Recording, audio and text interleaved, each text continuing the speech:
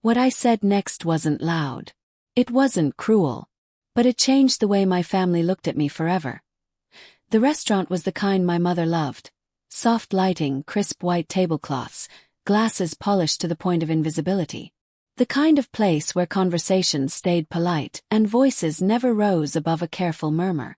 Our family was gathered around the table, dressed nicely, performing closeness the way we always did. Forks clinked gently. Someone laughed at a joke that wasn't very funny. Everything looked fine. Then my mother tilted her head, smiled the way she does when she thinks she's being helpful, and asked it. "So," she said casually, as if commenting on the weather, "when are you going to catch up?"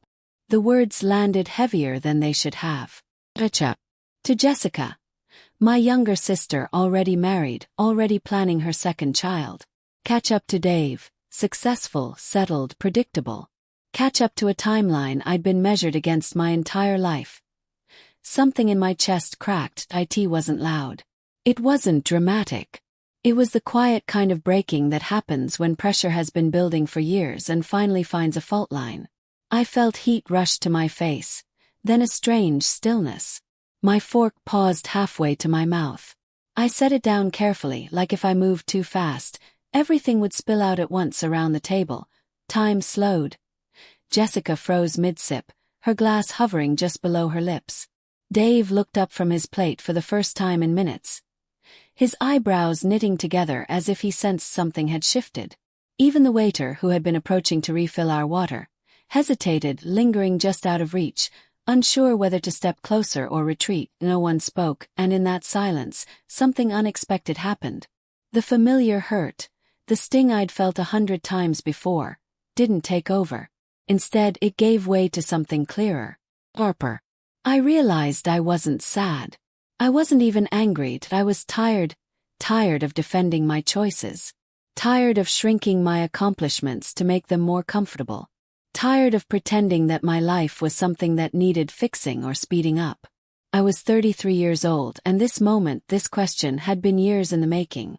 Every comparison, every sideways comment, every "we just want what's best for you," had been quietly stacking itself into this exact second. For the first time, I saw it plainly. This wasn't about my life being behind. It was about it not matching the version they understood. I took a breath. Not to calm myself, but to steady myself. My heart wasn't racing. My hands weren't shaking. There was no urge to lash out or explain myself away. There was only a calm, unfamiliar certainty settling in, and my mother waited, still smiling, expecting the usual deflection. "Joe. Promise." A vague answer that would smooth everything over. Instead, I looked up. And I spoke. "I'm Diana. I'm 33 now. And for most of my life, I wasn't the daughter who worried anyone. I was the daughter who needed more time." That was the label that followed me everywhere. Not said cruelly. Not even always out loud. It lived in the pauses, the lowered expectations, the way conversations subtly moved on before I finished my sentence. I wasn't a problem. I just wasn't urgent. From the outside, our family looked solid. Comfortable house. Holidays documented perfectly for social media. Smiles that suggested stability and success.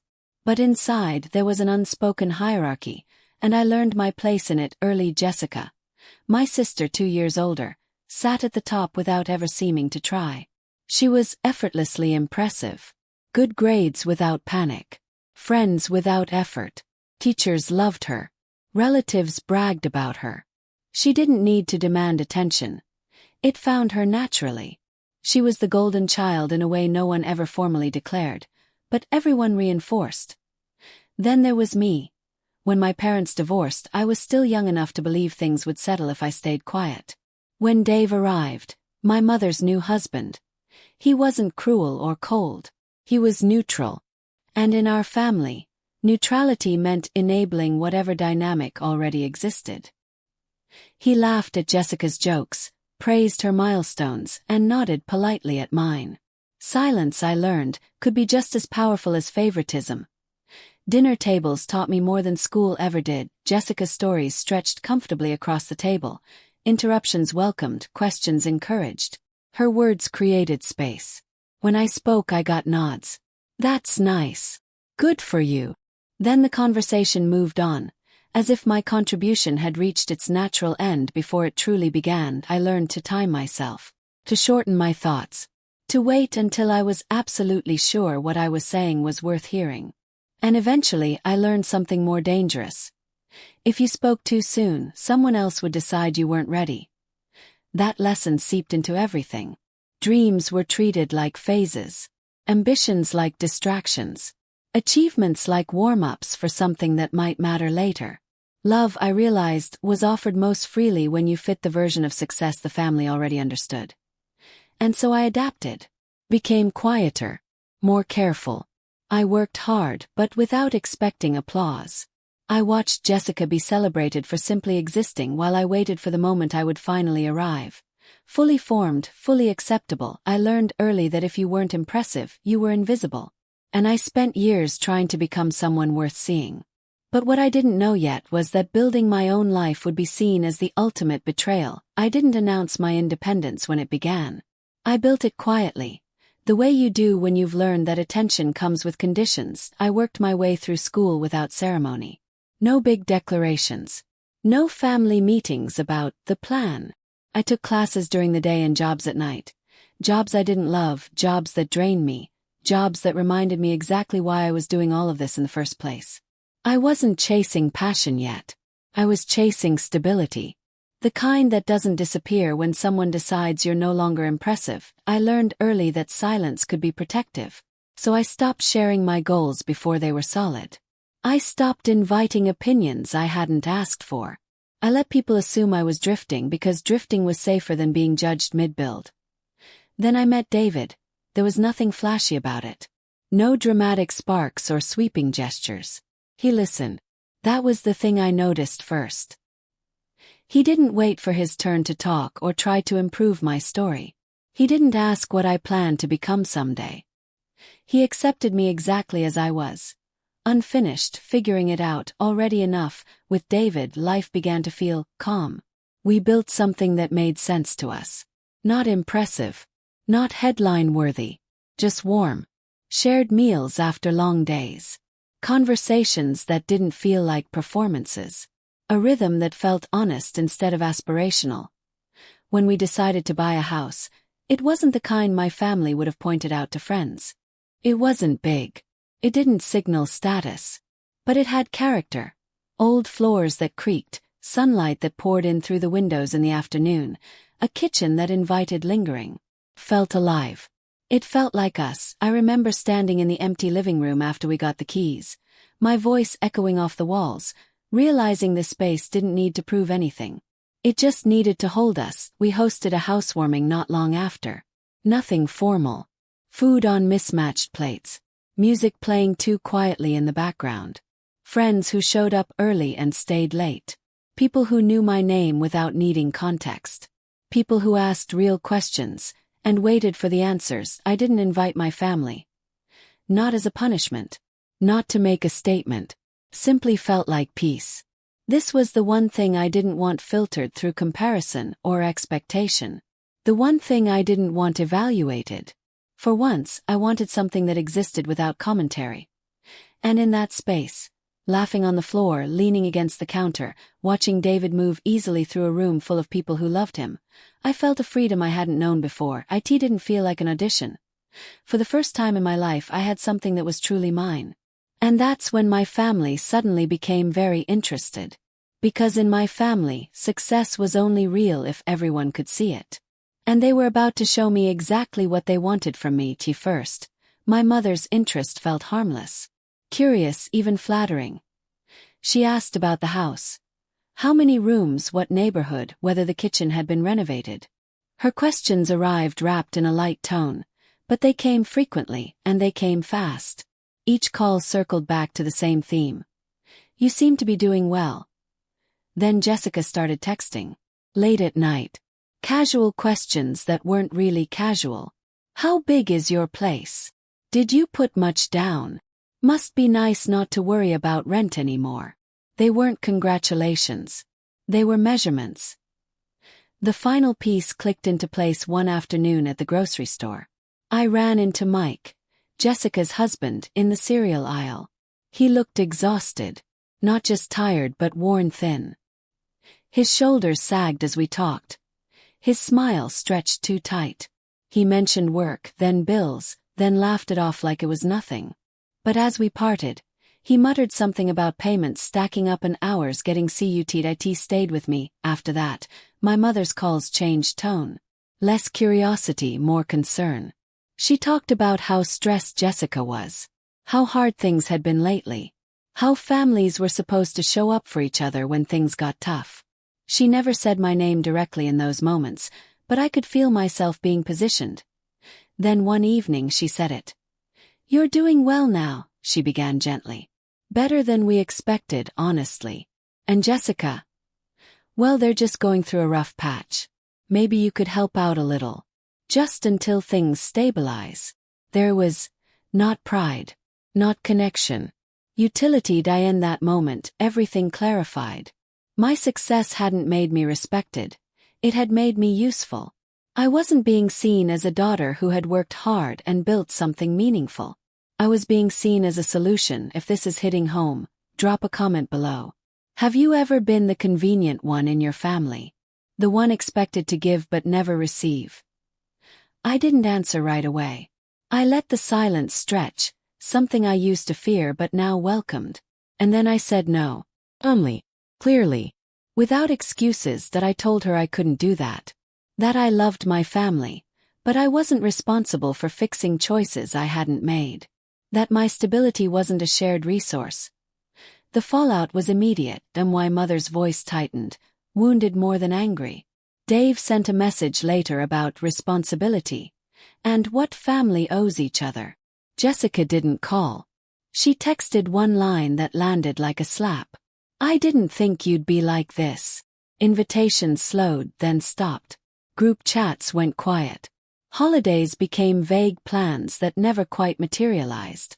Once again I found myself outside the circle.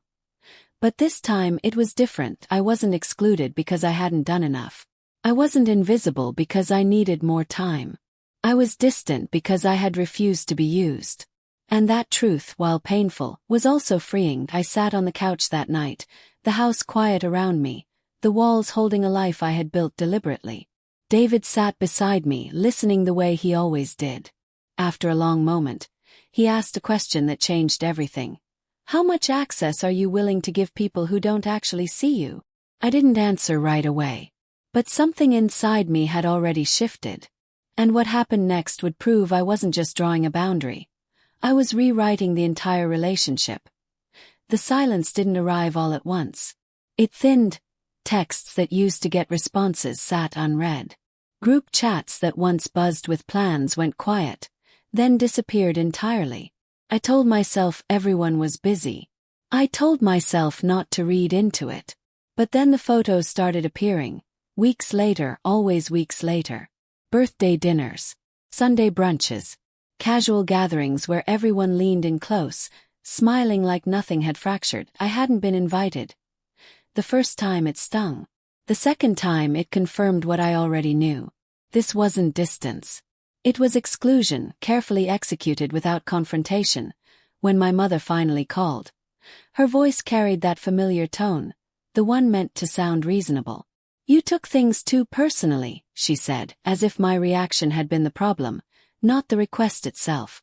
She reminded me how important it was to be supportive. The word hung there, heavy and loaded.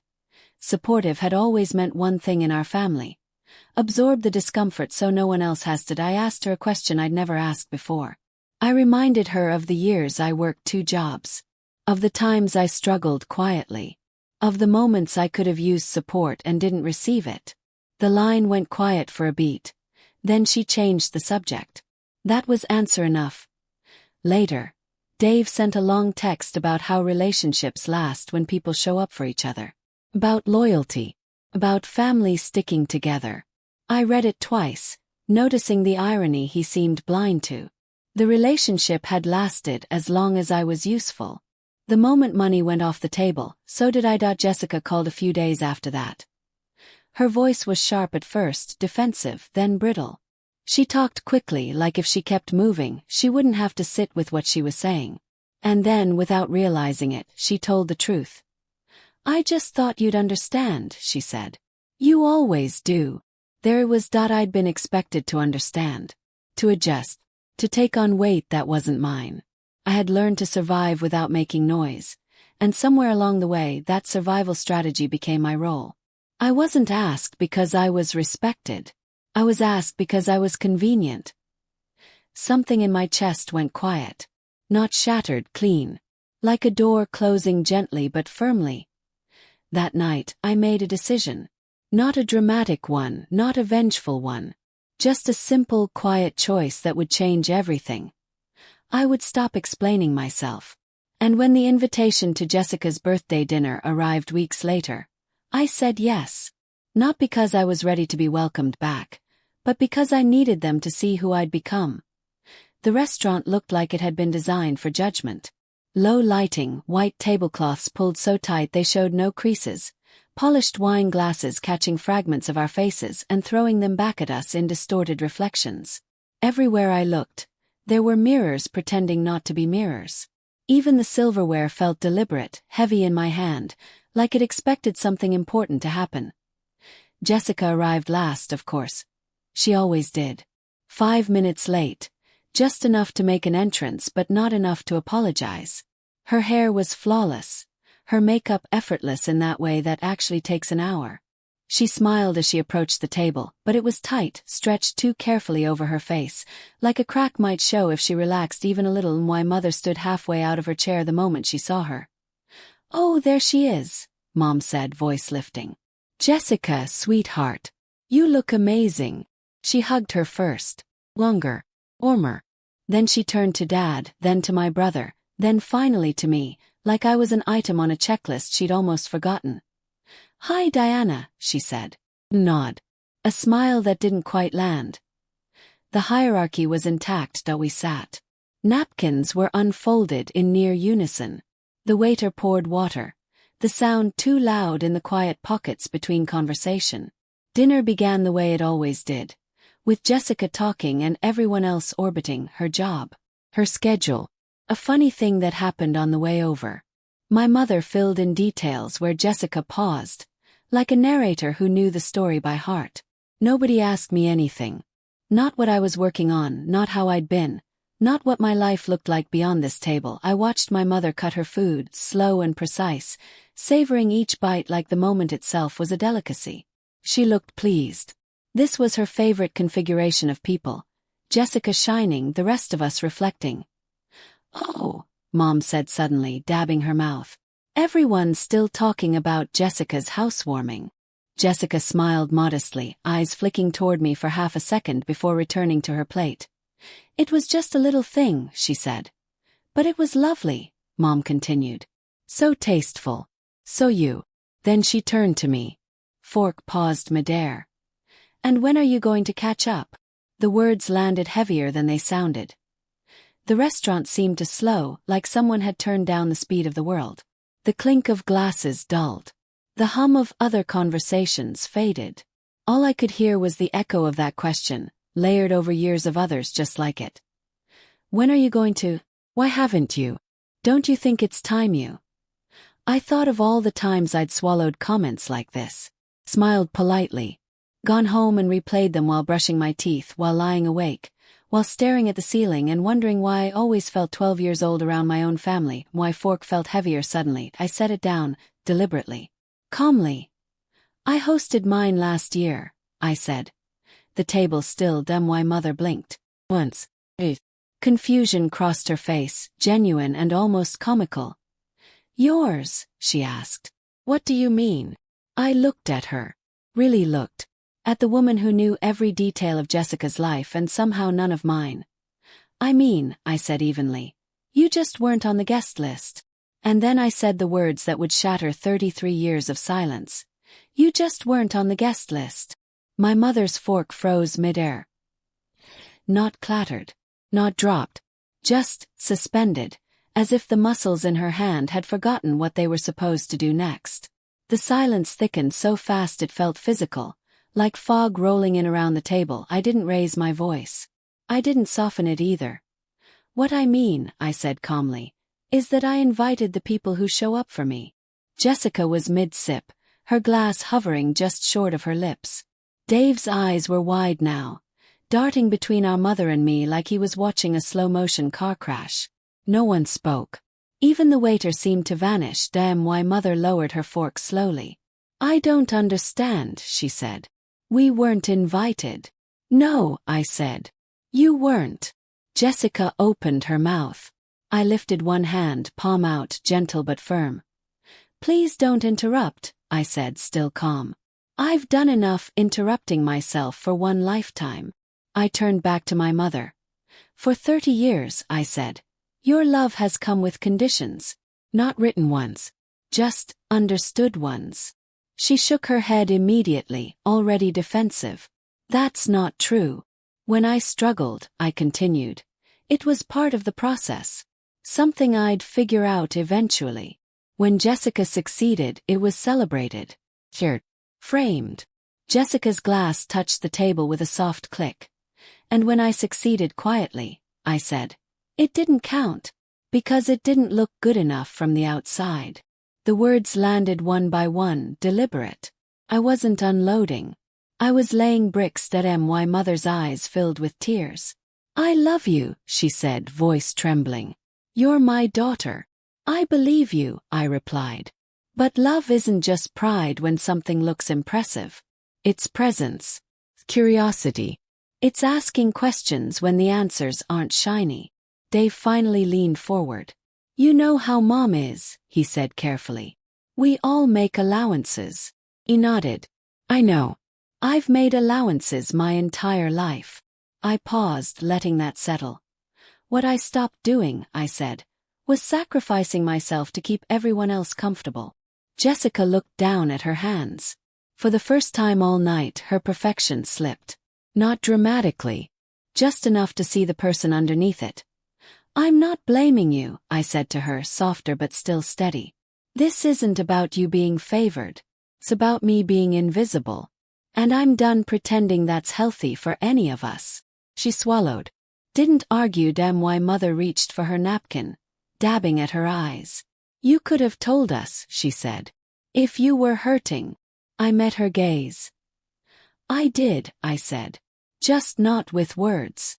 The silence that followed wasn't shocked anymore. It was something else. Recognition. A quiet understanding that something permanent had shifted, whether they wanted it to or not.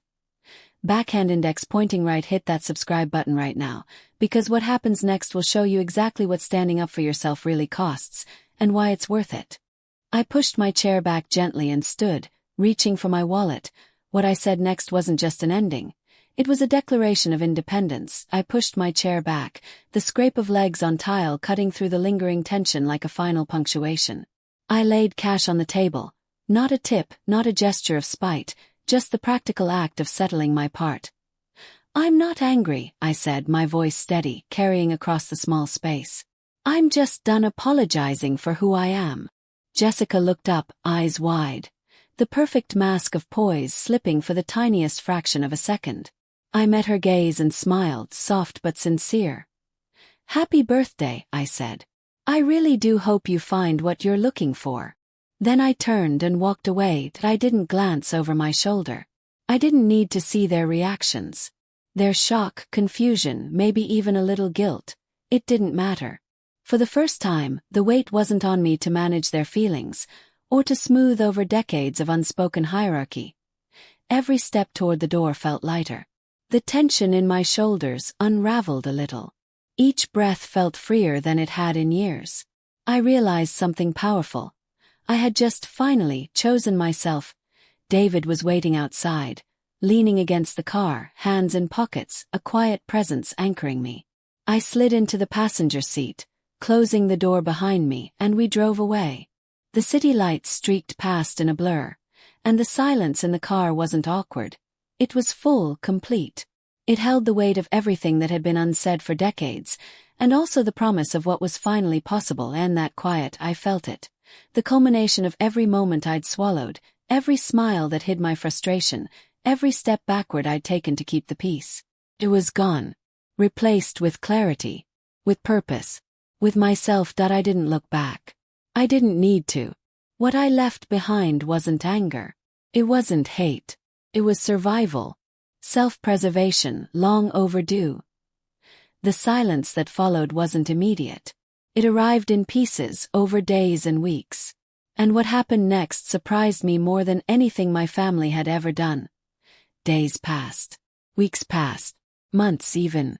And still, no one reached out. It wasn't the heavy, suffocating silence of unspoken anger.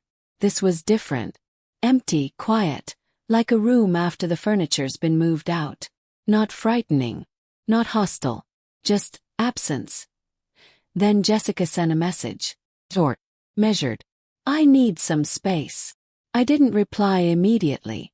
I didn't hover over my phone, wondering if I should apologize or explain. I gave her what she asked for. Distance, I realized, could be a kind of mercy. Over the months, the quiet shifted. Jessica's life began to change in subtle ways.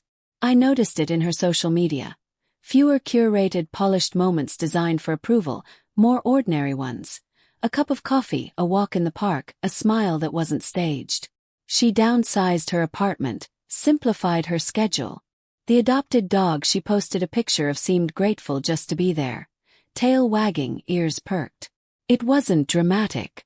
It wasn't performative. It was life settling into something quieter. Realer than why mother reached out eventually. Not with an apology, she never did, but with an opening. A careful, tentative message that felt like the first crack in decades of walls. I didn't rush to fill it. I read it. I considered it. I didn't feel the need to prove anything. I didn't feel the pull of guilt. Or triumph. Life with David went on, steady as it had always been in the background of my own drama. Morning coffee together, quiet routines, evenings free of tension or obligation. The house felt lighter. Friends who overstayed their welcome no longer clung to corners of my day. There was space, breath, peace that I wasn't celebrating. I wasn't seeking revenge. I wasn't cataloging victories. I was simply steady. And in that steadiness I realized something vital. Leaving the restaurant, speaking my truth, standing firm, it hadn't shattered my family. It hadn't burned bridges to ash. It had shown me exactly where I stood when I finally chose myself. That night at the restaurant didn't break my family. It showed me exactly where I stood when I finally chose myself. And that changes everything. Even now, when I think back to that night, the suspended fork, the way the restaurant seemed to slow around my words, I realize something crucial. The silence didn't create the truth. It revealed it. For years, I thought love meant trying harder, being quieter, proving my worth in subtle increments that no one noticed. I thought my successes had to be celebrated by others to matter, and that my struggles were mine alone to bear. I tried to fit into someone else's narrative, running a race that wasn't mine, and measuring myself against expectations I never agreed to. The real truth? Love doesn't ask you to disappear. Success doesn't need an audience to be real. Your victories are yours, even if no one claps. Your peace is yours, even if others don't understand it. If this story felt familiar, if you've ever been compared, overlooked, made to feel behind, or like you're not enough, you need to hear this. You're not alone. You're not late. You're not lacking.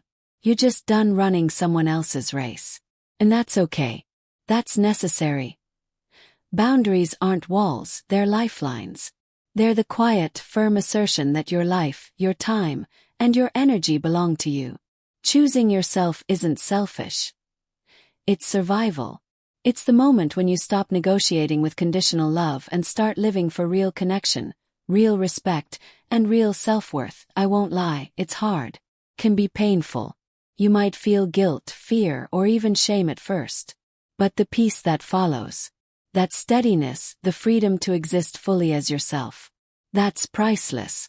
And it's waiting for you when you finally choose it. So here's what I want you to do right now. If this resonated with you, drop your story in the comments. Have you been the scapegoat? The overlooked one? The convenient helper? Share it below. Your story matters and this community needs to hear it. Hit that subscribe button and turn on notifications because next week I'll share the messages I received after cutting off my family, and the one text that almost made me question everything. Share this video with someone who needs to hear it. Sometimes we need permission to choose ourselves. Be that permission for someone else today. And remember this above all. You don't owe anyone access to your peace. Not even family. Especially not family who only shows up when you're useful. Choosing yourself isn't just a moment. It's a lifetime of quiet victories, steadiness, and freedom. And if you start today, you'll never look back the same way again.